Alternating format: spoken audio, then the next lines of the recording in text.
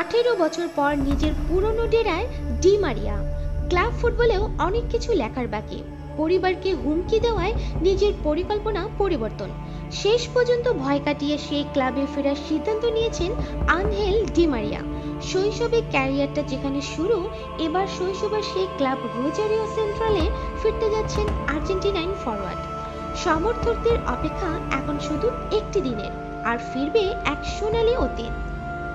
2007 সালে বেনফিকায় যোগ দেওয়ার পর Di Maria Real Madrid, Manchester United, Paris Saint Germain ও জুভেন্টাসেও খেলেছেন।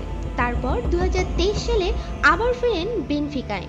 গত গ্রীষ্মেই রোজারিওর সঙ্গে চুক্তি করার দ্বারপ্রান্তে ছিলেন তিনি, কিন্তু রোজারিওতে মাদক সংশ্লিষ্ট সংহিতা বেড়ে যাওয়া এবং তার পরিবারকে হুমকি দেওয়ার নিজের পরিকল্পনা পরিবর্তন করেন। শেষ পর্যন্ত ভয় কাটিয়ে সেই ক্লাবে ফেরার সিদ্ধান্ত নিয়েছেন। ইউরোপে নিজের ক্যারিয়ারের 30টি শিরোপা জিতেছেন, পাশাপাশি আর্জেন্টিনার হয়ে 6টি আন্তর্জাতিক শিরোপাও আছে তার, যার মধ্যে 2টি কোপা আমেরিকার পাশাপাশি রয়েছে 2022 সালের বিশ্বকাপ ও 2008 সালের অলিম্পিক স্বর্ণপদক। ডি মারিয়া বেনফিকার হয়ে আগামী মাসে যুক্তরাষ্ট্রে অনুষ্ঠিতব্য ক্লাব বিশ্বকাপের পরই রোজারিও সেন্ট্রালে যোগ দেবেন।